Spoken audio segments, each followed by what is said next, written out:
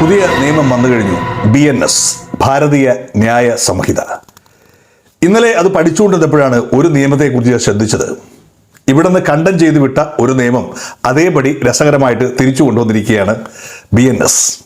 കേന്ദ്ര സർക്കാരിൻ്റെ ഈ കണ്ടുപിടുത്തത്തിൻ്റെ രസമെന്ന് എനിക്കറിയില്ല. ആ നിയമത്തെക്കുറിച്ച് പറഞ്ഞാൽ, ഒറ്റ വാക്കിൽ ഞാൻ പറഞ്ഞാൽ അതൊരു ഭരണഘടനാ വിരുദ്ധമാണ്, സമത്വത്തിനെതിരാണ് എന്ന് ഞാൻ പറയും.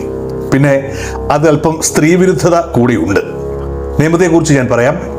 വർഷങ്ങൾക്ക് മുമ്പ് അഡൾട്ടറി എന്നൊരു വകുപ്പുണ്ടായിരുന്നു. എന്താണ് അഡൾട്ടറി എന്ന് ചോദിച്ചു കഴിഞ്ഞാൽ, ഒരാളുടെ ഭാര്യ അയാളുടെ അറിവിലോ സമ്മതമോ ഇല്ലാതെ മറ്റൊരു പുരുഷനുമായിട്ട് ശാരീരികമായി ബന്ധപ്പെട്ട് കഴിഞ്ഞാൽ അത് കണ്ടുപിടിക്കുന്ന ഭർത്താവിന് കേസ് കൊടുക്കാവുന്ന വളരെ അസമത്വമായ ഒരു സ്ത്രീവിരുദ്ധമായ നിയമമായിരുന്നു അഡൾട്ടറി.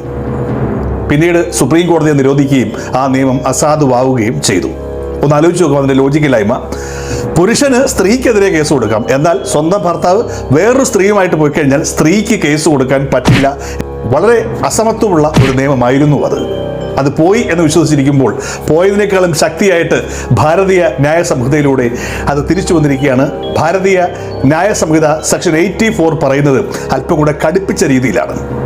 ഇതിൽ പറയുന്നത്, മറ്റൊരാളുടെ ഭാര്യയെ നിങ്ങൾ വശീകരിക്കുകയോ പ്രലോഭിപ്പിക്കുകയോ ഒക്കെ ചെയ്തുകൊണ്ട് ശാരീരികമായിട്ട് ബന്ധപ്പെടുകയോ അല്ലെങ്കിലോ അങ്ങനെ സംഭവിച്ചു കഴിഞ്ഞാൽ, ഭർത്താവ് ഇതറിഞ്ഞു കഴിഞ്ഞാൽ വേണമെങ്കിൽ നിങ്ങൾക്കെതിരെ കേസ് കൊടുക്കുകയും 2 വർഷം വരെ നിങ്ങൾക്ക് തടവ് കിട്ടാവുന്ന ഒരു ശിക്ഷയാണ്.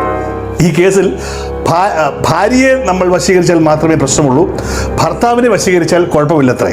അതായത് മറ്റൊരുവൻ്റെ ഭാര്യ നിങ്ങളുടെ ഭർത്താവിനെ വശീകരിച്ചുകൊണ്ട് പോയി കഴിഞ്ഞാൽ കേസില്ല.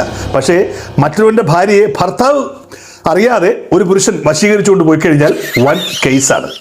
ചിരിച്ചുപോയി ഞാനിത് കേട്ടിട്ട്. എത്ര ഒരു അസമത്വമായ ലോജിക്കില്ലാത്ത ഒരു നിയമമാണ് ഇത്.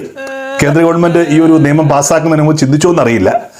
ഇനി മുതൽ നിങ്ങൾ ഒരാളെ സ്നേഹിക്കാൻ പോകുന്നു, അല്ലെങ്കിൽ നിങ്ങൾ പ്രണയിക്കുവാൻ പോകുന്നു, ശാരീരികമായി ബന്ധപ്പെടാൻ പോകുന്നു, ആ പെൺകുട്ടിക്ക് ഭർത്താവ് ഉണ്ടോ എന്ന് ഉറപ്പിക്കണം. അത് നിങ്ങൾ അറിഞ്ഞിരിക്കണം അത്രേ. ഭർത്താവ് അറിഞ്ഞു, നിങ്ങൾക്കറിയാം ആ പെണ്ണിനൊരു ഭർത്താവ് ഉണ്ടെന്ന് നിങ്ങൾക്കറിയാമെങ്കിൽ പോലും കേസ് വരും. ആ ഭർത്താവ് നിങ്ങളുടെ സുഹൃത്തായിരിക്കരുത്.